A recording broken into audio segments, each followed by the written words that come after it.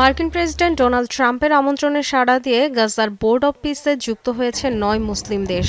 প্যানেলে অন্তর্ভুক্তি নিশ্চিত করেছে পাকিস্তান, মিশর, জর্ডান, সংযুক্ত আরব আমিরাত, ইন্দোনেশিয়া, তুরস্ক, কাতার, সৌদি আরব ও কুয়েত। ইরাক যুদ্ধের খলনায়ক সাবেক ব্রিটিশ প্রধানমন্ত্রী টনি ব্লেয়ারকে প্যানেলের নির্বাহী সদস্য নির্বাচিত করায় শুরুতেই জন্ম নিয়েছিল বিতর্ক। এরপর গাজায় আগ্রাসন ও গণহত্যার নির্দেশদাতা ইসরায়েলি প্রধানমন্ত্রী বেনিয়ামিন নেতানিয়াহুকেও যুক্ত করা হয় বোর্ড অব পিসে। এবার এই প্যানেলে আমন্ত্রণ জানানো হয়েছে রাশিয়ার প্রেসিডেন্ট ভ্লাদিমির পুতিনকে। মস্কো কিছু না জানালেও ট্রাম্প আগেভাগেই নিশ্চিত করেছেন বোর্ডের সদস্য হচ্ছেন পুতিন। সাংবাদিকদের প্রশ্নের জবাবে নিজের সিদ্ধান্তের পক্ষে সাফাইও গান ট্রাম্প। এই ইস্যুতে জাতিসংঘকে তাচ্ছিল্য করেও কথা বলেন তিনি।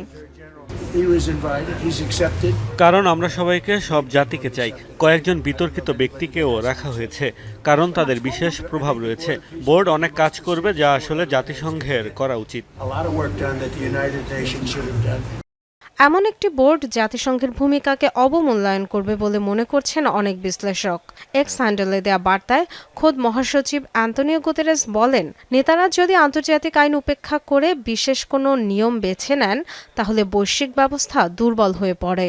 এমন দৃষ্টান্ত বিপজ্জনক। তবে বোর্ড অব পিসের কার্যক্রম নিয়ে এখনই মন্তব্যের সুযোগ নেই বলে মত জাতিসংঘের মুখপাত্র ফারহান হকের।